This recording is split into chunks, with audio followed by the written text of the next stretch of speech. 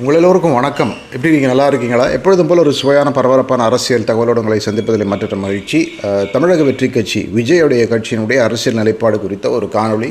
கடைசி வரைக்கும் பாருங்கள், உறுதியாக இந்த கண்ணோட்டம் உங்களுக்கு பிடித்திருக்கும். சமீப நாட்களிலே நடிகர் விஜய் தமிழகத்தில் சட்டமன்ற தேர்தலில் போட்டியிடுவார் என்ற தகவல்கள் வருகின்றன. குறிப்பாக அவர் நாகப்பட்டினம் தொகுதியில் போட்டியிடக்கூடும் என்ற அளவுக்கு கூட அந்த கட்சியினர் முடிவெடுத்து விட்டதாக தகவல்கள் வருகின்றன. நாகப்பட்டினம் அதை ஒட்டிய பகுதிகளெல்லாம் நடிகர் விஜய்க்கு அதீத செல்வாக்கு, குறிப்பாக அவருடைய ரசிகர் பட்டாளம் மிக மிக அதிகமாக இருப்பது மட்டுமின்றி அந்த வட்டாரத்திலே அவருக்கு மிக மிக அதிக செல்வாக்கு இருக்கிறது என்பதை மனதில் வைத்துக்கொண்டு நடிகர் விஜய் இந்த முடிவு எடுத்திருக்கிறார் என்று அந்த கட்சியினர் பலருமே பத்திரிகையாளரிடம் ஆஃப் த ரெக்கார்ட் சொல்லிக்கொண்டு இருக்கிறார்கள் என்ற ஒரு தகவல் வந்திருக்கிறது. ஆனால் உண்மையில் மிகப்பெரிய சவால் விஜயை பொறுத்தவரை, நடிகர் விஜயை பொறுத்தவரை அவர் எங்கு போட்டியிடுவார், அவர் வெற்றி பெறுவாரா இல்லையா என்பதை விட இன்றைய அரசியல் சூழ்நிலை மற்றும் நடிகர் விஜய் அந்த அவருடைய விக்கிரவாண்டி மாநாட்டிலே பேசிய பேச்சின் அடிப்படையிலே யாருடன் கூட்டணி சாத்தியம் என்ற ஒரு மிகப்பெரிய கேள்விக்குறி எழுந்திருக்கிறது. அந்த விக்கிரவாண்டி கூட்டத்திலே மிக மிக தெளிவாக நடிகர் விஜய் திராவிட முன்னேற்ற கழகத்திற்கு எதிரான ஒரு நிலைப்பாட்டை தமிழகத்தில் எடுத்திருந்தார். தமிழக ஆட்சியை குறை கூறியிருந்தார். பெரிய அளவில் திராவிட முன்னேற்ற கழக எதிர்ப்பு தன்னுடைய கொள்கைகளில் ஒன்று என்றும் சொல்லியிருந்தார். அதே வேளையிலே மத்தியில் உள்ள பாஜக அரசையுமே கூட அவர் சாடியிருந்தார். குறிப்பாக ஆளுநர் தேவையில்லை, நீட் பரீட்சை தேவையில்லை, நீட் பரீட்சை தேவைப்பட்ட மாநிலங்கள் வைத்துக்கொள்ளலாம், பிற மாநிலங்கள் வைத்துக்கொள்ள தேவையில்லை, இது மாதிரி மத்திய அரசு சம்பந்தப்பட்ட பல நிலைப்பாட்டுகளை எடுத்திருந்தார். அதிலே குறிப்பாக மத்திய அரசை கூட சாடியிருந்தார். அதன் மூலமாக அவர் சொன்ன தகவல் என்ன சொன்னாக்கா, பாஜக தேசிய அளவில் பாஜகவோடு கூட்டணி வைப்பதற்கான சாத்தியக்கூறு கிடையாது அப்படின்னு சொல்லியிருக்கிறார். ஆக அவர் யாருடன் கூட்டணி வைப்பார் என்பது ஒரு புறம் இருக்குது, யாருடன் கூட்டணி வைக்க மாட்டார் அப்படிங்கிறது தெள்ள தெளிவாக சொல்லியிருக்கிறார். ஒன்று, திராவிட முன்னேற்ற கழகத்தோடு கூட்டணி வைக்க மாட்டார், இன்னொன்று பாஜகவோட கூட்டணி வைக்க மாட்டார் அப்படிங்கிற ஒரு கருத்து நிலைப்பாடு அவருடைய தொண்டர்களுக்கு தெளிவாக எடுத்து சொல்லியிருக்கிறார். இன்னொரு தகவலும் சொல்லப்பட்டிருக்கிறது. சமீப நாட்களிலே அவருடைய பனையூர் அலுவலகத்தில் அவருடைய தொண்டர்களோடு பேசி கொண்டிருந்த பல சந்தர்ப்பங்களிலே யாருடனும் கூட்டணி வைக்கப் போவதில்லை என்ற மனநிலையோடு தொண்டர்கள் பணி செய்ய வேண்டும், விஜய் தமிழக வெற்றி கட்சி தனியாக போட்டியிடக்கூடும் அப்படிங்கிற ஒரு சூசகமான தகவலையும் சொல்லியிருக்கிறார்கள். இது உண்மையாகும் பட்சத்திலே நடிகர் விஜய் ஒரு பெரிய ஒரு பொலிட்டிக்கல் ரிஸ்க் எடுக்கிறார் என்று தான் சொல்ல வேண்டும். குறிப்பாக தமிழகத்திலே மற்ற பாரத மண்ணிலே பெரிய அளவிலே அரசியலிலிருந்து அல்லது திரைத்துறையிலிருந்து அரசியலுக்கு முதல் தேர்தலிலே மிகப்பெரிய வரலாற்று வெற்றியை பெற்றவர்கள் அப்படின்னா ரொம்ப சொற்ப நபர்கள் தான், நிறைய பேர் கிடையாது. தமிழகத்திலே எம்ஜி ராமச்சந்திரன் அவர்கள், அதுக்கப்புறம் ஜெயலலிதா அவர்கள். இதில் ஒரு பின்னணி என்னன்னா, எம்ஜிஆர் திராவிட முன்னேற்ற கழகத்திலே பன்னெடுங்காலம் உறுப்பினராக இருந்து பல பதவிகள் இருந்து அதன் பிறகு திரு கருணாநிதி அவர்களோடு ஏற்பட்ட ஒரு பூசலால் திராவிட முன்னேற்ற கழகத்தை உடைத்துக்கொண்டு அண்ணா திராவிட முன்னேற்ற கழகத்தை ஆரம்பித்தார். ஆக அவர் அதிமுகவுக்கு ஆரம்பிக்கிறதுக்கு முன்னாடியே கூட பல ஆண்டு காலம் அவர் அரசியலிலே அவர் இருந்தார். திமுக பிரச்சார கூட்டங்களிலே பங்கு கொண்டார், சில பதவிகளிலே இருந்தார். ஆட்சி அதிகாரம் எப்படி நடக்கிறது என்பது நன்றாக தெரியும். அறிஞர் அண்ணா முதற்கொண்டு கலைஞர் கருணாநிதி, பேராசிரியர் அன்பழகன், நாவலர் நெடுஞ்செழியன், இது போன்ற ஒரு அரசியல் சீனியர்ஸ் கூட எல்லாம் பழகி அரசியலை பற்றி ஓரளவுக்கு நன்கு அறிந்து கொண்டு பக்குவப்பட்டு தான் அவர் அண்ணா திராவிட முன்னேற்ற கழகத்தை தொடங்கினார். அதன் பிறகு அவர்களுக்கு மக்கள், குறிப்பாக பின்தட்ட மக்களுடைய பெரிய ஆதரவு கிடைத்ததாலே தேர்தல்களில் வென்று முதலமைச்சராகி ஆட்சி புரிந்தாருங்கிறது தான் அந்த பின்னணி. ஆக அவர் ஒரு நடிகராக மட்டும் பார்ப்பது மாதிரி ஒரு தவறு எதுவுமே இருக்க முடியாது. அதே போல் மறைந்த டாக்டர் செல்வி ஜெயலலிதா அவர்களுமே கூட ஆட்சிக்கு வருவதற்கு முன்னால், அது கட்சிக்கு தலைமையேற்பதற்கு முன்னாலே நெடுங்காலம் எம்ஜிஆர் காலத்திலே கொள்கை பரப்பு செயலாளராக இருந்தார். அதன் பிறகு எம்ஜிஆர் மறைவுக்கு பிறகு கட்சி உடைந்து ஜானகி அம்மையாரோட சிலர் போனார்கள். அதன் பிறகு மீண்டும் அந்த கட்சியினுடைய அந்த கண்ட்ரோல், அந்த கட்சியினுடைய ஆதிக்கத்தை ஜெயலலிதா தன் கையில் எடுத்துக்கொண்டு சமரசமே இல்லாமல் ஒரு தன்னிகரற்ற ஒரு டால் லீடராக, ஒரு தலைவியாக அந்த கட்சிக்கு வலம் தேர்தல்களில் அந்த கட்சிக்கு பெருவற்றி தேடி கொடுத்தார் ஜெயலலிதா. இந்த ரெண்டு உதாரணங்கள், தமிழகத்து உதாரணங்களை எந்த விதத்திலும் நாம் விஜயோடு அல்லது விஜயோடைய ஸ்டேச்சரோடு ஒப்பிட முடியாது. இங்கே இன்னொரு விஷயத்தை குறிப்பிட வேண்டும். நடிகர் விஜயகாந்த் அவர் கான்டெம்பரரி, சமீப காலத்தில் அரசியலில் ஓரளவுக்கு வெற்றி பெற்றது என்று சொன்னால் அது விஜயகாந்தாக இருக்க வேண்டும். அதாவது விஜயகாந்த் வெற்றி பெற்றாரா அப்படின்னாக்கா அவர் முதல்வராகவில்லையே என்று கேள்வி எழலாம். தமிழக அரசியலை பொறுத்தவரை விஜயகாந்த் எதிர்க்கட்சித் தலைவராக முடிந்ததே கூட ஒரு பெரிய ஒரு சாதனை தான் அப்படிங்கிறது தான் உண்மை. திரைத்துறையில் இருந்து எந்த அரசியல் பின்புலமும் இல்லாமல் வந்து ஒரு கட்சியை ஆரம்பித்து மக்களுக்கு நல்லது செய்தேன் அப்படிங்கிற ஒரே ஒரு அடிப்படையில் வந்து ஒரு கட்சியை ஆரம்பித்து அந்த கட்சி வந்து எதிர்க்கட்சி அந்தஸ்திற்கு வளர்த்து பெரிய அளவில் வந்து ஒரு ஒரு ஒரு ஸ்டேச்சர் அடைந்தார். ஆனால் ஆட்சியை பிடிக்க முடியவில்லை. அவர் வந்து முதல்வராகும் கனவு நடக்கவே இல்லை. அது ரொம்ப தொலைதூரமாக இருந்தது. இன்னொரு முக்கியமான விஷயம் வந்து தேசிய திராவிட முன்னேற்ற கழகம் அந்த கட்சி வந்து அவருடைய பீக் ஓட் ஷேர், அதாவது அந்த கட்சி உச்சத்தில் இருந்த பொழுது, விஜயகாந்தனுடைய பாப்புலாரிட்டி உச்சத்தில் இருந்த பொழுது அந்த கட்சி பெற்ற வாக்கு சதவிகிதம் 11% தான். அதுவும் கூட ஒரு சட்டமன்ற தேர்தலில் கிடையாது, ஒரு நாடாளுமன்ற தேர்தலில் வந்து கிடைத்த வாக்கு சதவீதம். அது ஒரு குறிப்பிட்ட நாடாளுமன்ற தேர்தலில் வந்து 11% வாக்குகளை தான் விஜயகாந்த் பெற்றிருந்தார். இந்த அடிப்படையிலே அல்லது இந்த பின்னணியிலே தான் இப்பொழுது வந்து விஜய் வந்து என்ன வாக்கு சதவீதம் பெறுவார்னு பெருவாரியாக வாய்க்கு வந்த எண்களை வந்து சொல்லுகிறார்கள் அப்படிங்கிறதான் உண்மை. ஒரு சில தமிழக பத்திரிகையாளர்கள், குறிப்பாக மூத்த பத்திரிகையாளர்கள்லாம் வந்து விஜய் வந்து முதல் தேர்தலிலே வந்து 20-25% வாக்குகளை எல்லாம் பெறுவார்னு சொல்லி தமக்கு தெரிந்த எண்களை வந்து அள்ளி விடுகிறார்கள் என்று தான் சொல்ல வேண்டும். அது எந்த அளவுக்கு சாத்தியங்கிறது தெரியவில்லை. அது வந்து பெரிய அளவில் ஓரளவுக்கு எட்டாக்கணியாக கூட இருக்க முடியுங்கிறது தான் யதார்த்த உண்மை. முதல் தேர்தலிலே வந்து ஒருவேளை விஜய் வந்து அப்படிப்பட்ட ஒரு வாக்கு சதவீதத்தை பெற, அதாவது ஆட்சிக்கு வர்றது அப்புறம், அவர் முதல்வர் ஆவார் அல்லது எதிர்க்கட்சி தலைவர் ஆவார், அதெல்லாம் அதுக்கப்புறமா வச்சுருங்க. அவர் வந்து முதல் தேர்தலிலே வந்து தமிழக சட்டமன்ற தேர்தலிலே வந்து தமிழக வெற்றி கட்சி தனித்து போட்டியிட்டோ அல்லது கூட்டணி அமைத்தோ தமிழக வெற்றி கட்சி 15% மேற்கு வாக்குகளை பெறும் என்று சொன்னால் அது வந்து இந்தியாவிலே பெரிய ஒரு சாதனையாக, ஒரு நடிகர் அரசியலுக்கு வந்து செய்த ஒரு மிகப்பெரிய சாதனையாக இருக்குங்கிறதுல எந்த சந்தேகமே கிடையாது. உதாரணத்திற்கு ஆந்திரத்தில் வந்து இப்பொழுது துணை முதல்வராக இருக்கக்கூடிய பவன் கல்யாண் ஒரு நடிகர் என்று உதாரணம் எடுத்துக்கொண்டால், பவன் கல்யாண் வந்து கடந்து வந்த பாதை மிக மிக கடினமான பாதை. கிட்டத்தட்ட 15 ஆண்டு காலம் மேலாக வந்து கட்சியை நடத்தியிருக்கிறார், உழைத்திருக்கிறார். கட்சி வந்து அப்ஸ் அண்ட் டவுன்ஸை பார்த்துருக்கு.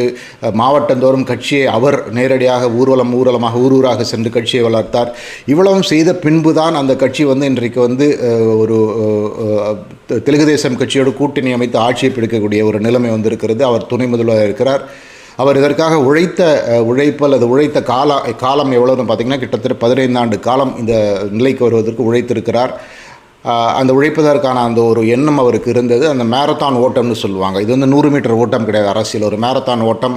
அந்த மேரத்தானை ஓடுவதற்கு வந்து ஒன்று சக்தி வேண்டும், இன்னொன்று பண பலம் பின்புலம் வேண்டும், கட்சி பின்புலம் வேண்டும், மாவட்டந்தோறும் கட்சி இருக்க வேண்டும், மாவட்டந்தோறும் கட்சி தொண்டர்கள் நிலையாக இருக்க வேண்டும். ஒரு தலைவரை நம்பி வருகின்ற தொண்டர்கள் வந்து 15 ஆண்டு காலம் 20 ஆண்டு காலம் அந்த கட்சியில் வந்து தீவிர விசுவாசிகளாக இருப்போம் அப்படிங்கிற ஒரு எண்ணத்தில் வர வேண்டும். இப்படி ஒரு பின்புலத்தோடு இன்றைக்கு விஜய் வருகிறாரா அப்படிங்கிற ஒரு மிகப்பெரிய ஒரு கேள்விக்குறி இருக்கிறது.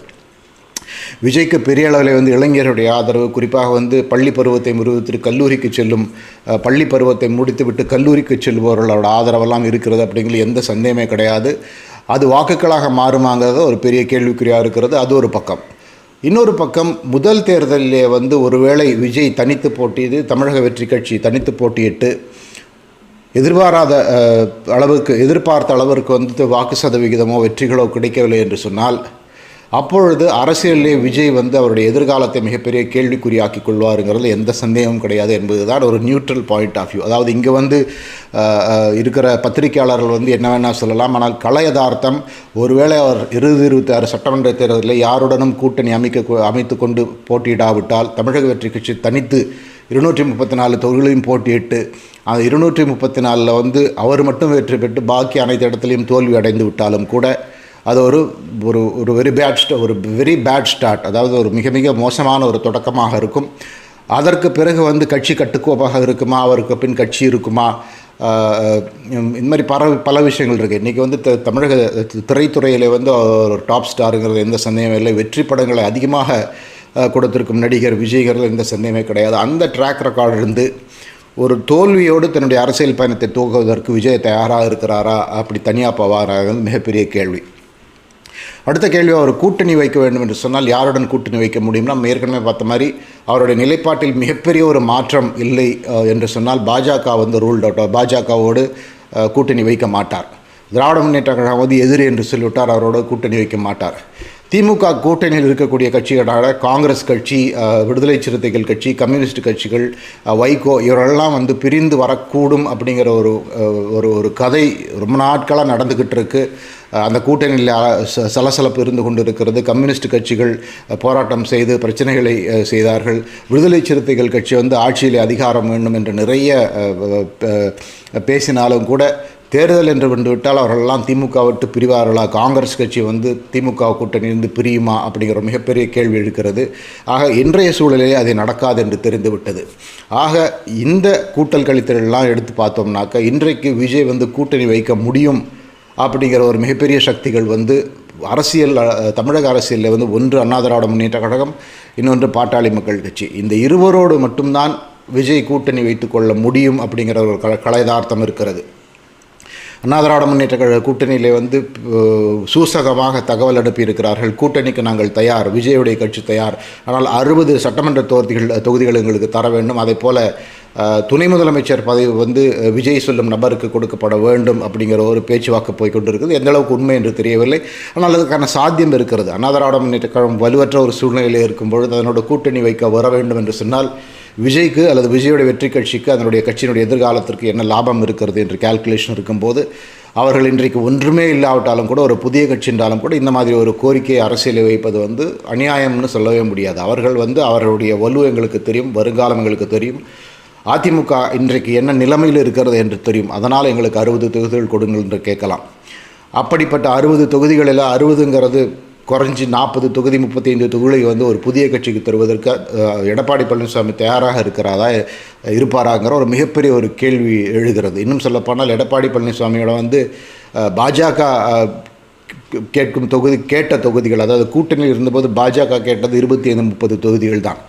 அதுவே கொடுக்க முடியாது, பாஜகவுக்கு வந்து ஒரு 7-8% வாக்குகள் இருக்கின்றன என்று சொன்னாலும் கூட அதை கூட கொடுக்க முடியாது என்று சொன்ன எடப்பாடி பழனிசாமி தரப்பு விஜய் கேட்கும் பொழுது 60 தொகுதிகள் கொடுக்குமா, அந்த 60 தொகுதிகள் கொடுக்கிறது மட்டுமல்லாமல் ஆட்சியிலே பங்கு, துணை முதலமைச்சர் பதவி இவற்றையெல்லாம் அதிமுக கொடுக்குமா, இந்த அடிப்படையிலே வந்து ஒரு ஒப்பந்தம் ஏற்பட முடியுமா, தேர்தலுக்கு முன்னாடி விஜய் மற்றும் அதிமுக கூட்டணியோட ஒப்பந்தம் ஏற்பட வாய்ப்பு இருக்கிறதா அப்படிங்கிற ஒரு பல கேள்விகள் இருக்கின்றன. இது இல்லை என்று சொன்னால் இன்றைக்கு பாஜக கூட்டணியில் இருக்கக்கூடிய பாட்டாளி மக்கள் கட்சி விஜயோட கூட்டணி வைக்க வேண்டும். அங்கேயும் வந்து சித்தாந்த பிரச்சனைகள் நிறைய இருக்கின்றன. டாக்டர் ராமதாஸை பொறுத்தவரை அவர் வந்து திரைப்பட நடிகர்களை தரக்குறைவாக பலமுறை பேசியிருக்கிறார். திரைப்பட நடிப்புத்துறையை சேர்ந்தவர்களை சாடி இருக்கிறார்கள். அந்த கட்சியினர் பொதுவாகவே வந்து இந்த திரைப்படத்துறையினருக்கு எதிரான ஒரு கருத்துக்கள் கொண்டவர்கள். ஆனால் இதையெல்லாம் உடைத்து கொண்டு பாஜகவோடான உறவை துண்டித்து கொண்டு வருவதற்கு பாட்டாளி மக்கள் கட்சி தயாராக இருக்குமா அப்படிங்கிற ஒரு கேள்வி எழுகிறது. அப்படி பாட்டாளி மக்கள் கட்சியும் தமிழக வெற்றி கட்சியும் கூட்டணி வைத்தால் ஆட்சிக்கு வருவது அப்படிங்கிறது இயலாத காரியமாக இருக்கலாம். ஆனால் எதிர்க்கட்சி அந்தஸ்துக்கு வருவதற்கான வாய்ப்பு இருக்கிறது. ஏன்னா பாட்டாளி மக்கள் கட்சிக்கு வட தமிழ்நாட்டில் வந்து 30, 35, 40 தொகுதிகளிலே வலு இருக்கிறது. அதோடு சேர்த்து விஜய்க்கு வந்து ஒரு குறைந்தபட்சம் 15-20 தொகுதிகளில் விஜய்க்கு செல்வாக்கு இருக்கக்கூடும் என்ற ஒரு கணக்கை வைத்து பார்த்தால் அப்பொழுது அந்த கூட்டணி ஹைப்போதட்டிக்கலி வந்து அதிமுகவை பின்னுக்கு தள்ளி 2வது இடத்திற்கு வருவதற்கு கூட வாய்ப்பு இருக்கிறது.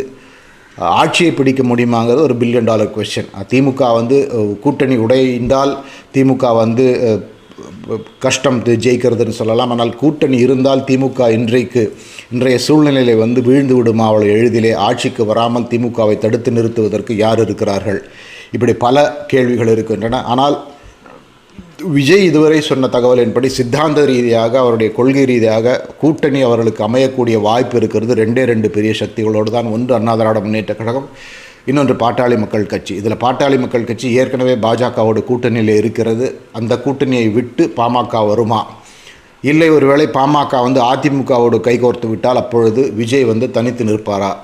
அப்படி தனித்து நின்றால் பெரிய வெற்றி கிடைத்தால் சரி, இங்கே இருக்கிற அந்த பத்திரிகையாளர்லாம் வந்து ஊதி பெருசாக்குவது போல் வந்து ஒரு பெரிய வெற்றி கிடைத்தால் சரி. ஆனால் படு தோல்வியை தேர்தல் ரீதியாக, கட்சி ரீதியாக கிடையாது, தேர்தல் ரீதியாக ஒரு படு தோல்வியை, ஒருவேளை விஜய் எம்எல்ஏ ஆகாமல் கூட போகலாம், ஒரே தொகுதியில் விஜய் வெற்றி பெறாமல் கூட போகலாம், பெரிய கட்சிகள்லாம் உடையவில்லை என்று சொன்னால். அப்படி ஒரு சூழ்நிலையை எதிர்கொள்வதற்கு தமிழக வெற்றி கட்சியோ இல்லை விஜயோ இல்லை விஜயுடைய சகாக்களோ தயாராக இருக்கிறார்களா என்ற ஒரு மிகப்பெரிய சவால் அந்த கட்சிக்கு முன்னே இருக்கிறது. இதுதான் கலையதார்த்தம். இது வந்து இப்போது விஜய் என்ன பப்ளிக்கில் சொல்லியிருக்காரோ அதை அடிப்படையாக வைத்த தகவல். ஏற்கனவே சொன்ன மாதிரி அண்ணா திராவிட முன்னேற்ற கழகம், பாமக, இல்லை ஒருவேளை பாமக வந்து பாஜக கூட்டணியோடு இருந்து பிரிந்து வந்து விட்டால் அப்பொழுது அதிமுக, பாமக, தமிழக வெற்றி கட்சி, இந்த 3 கட்சிகளும் சேர்ந்தால் ஓரளவுக்கு ஒரு ஃபார்மிடபிள் அலையன்ஸ், ஒரு வலுவான கூட்டணியாக அமைவதற்கு வாய்ப்பு இருக்கிறது, சந்தேகமே கிடையாது. அரசியல் கலயதார்த்தம் புரிந்து ஒருவேளை டாக்டர் ராமதாஸ், எடப்பாடி பழனிசாமி, விஜய் மூவரும் சேர்ந்து இப்படிப்பட்ட ஒரு கூட்டணி அமைப்பதற்கு வாய்ப்பு இருந்தால் அது ஒரு மிகப்பெரிய ஒரு சவாலான ஒரு கூட்டணியாக அமையும். திமுகவுக்கு மிக மிக ஒரு சவாலான கூட்டணியாக அமையுங்கிறது சந்தேகம் கிடையாது. ஆனால் தமிழக வெற்றி கட்சியை பொறுத்தவரை, விஜயை பொறுத்தவரை தனித்து போட்டியிடுவது அப்படிங்கிறது மிகப்பெரிய ஒரு ரிஸ்க் அப்படிங்கிறது தான் யதார்த்தம். பொறுத்திருந்து பார்ப்போம். சட்டமன்ற தேர்தல் நெருங்க எப்படியெல்லாம் மாற்றங்கள் வருகின்றன. தமிழக பாஜக தலைவர் அண்ணாமலை லண்டனில் இருந்து ஒரு நாட்களில் திரும்பி வருகிறார். அவர் வந்த பிறகு அவர் how is going to play his cards, அவருடைய கணக்கு கூட்டல்கள் எப்படி இருக்க போகின்றன, இப்படி பல விஷயங்கள் காத்திருக்கின்றன.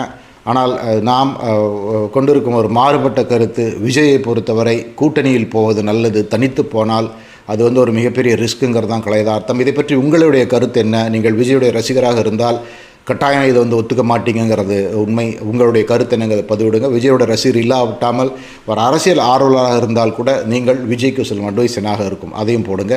உங்கள் நேரத்துக்கு மிக்க நன்றி. வேறொரு முக்கியமான தகவலோடு நான் மீண்டும் உங்களை சந்திக்கிறேன். மிக்க நன்றி.